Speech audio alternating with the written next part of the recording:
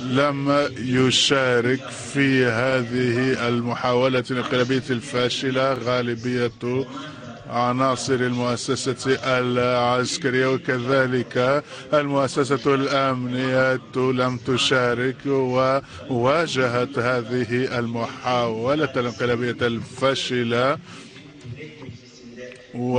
ووقفوا إلى جانب الإرادة الشعبية والبرلمان والديمقراطية،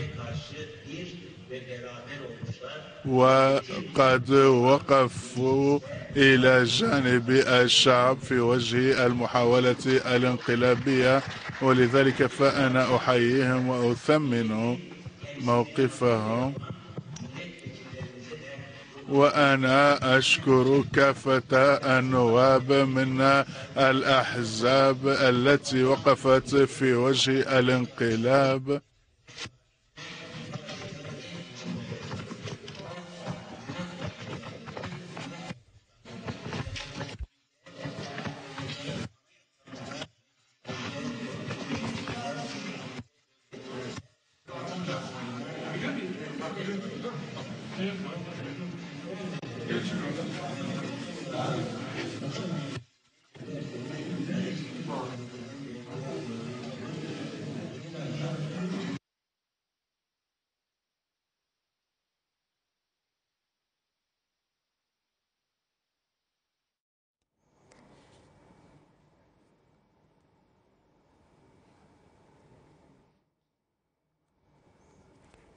إذا تابعنا معكم جزء من هذه الجلسة للبرلمان التركي عقب محاولة الانقلاب، كما استمعنا في هذه الجلسة التي تم الإشارة إليها بأنها ليست جلسة برلمانية عادية بل أشبه بالاجتماع الصحفي.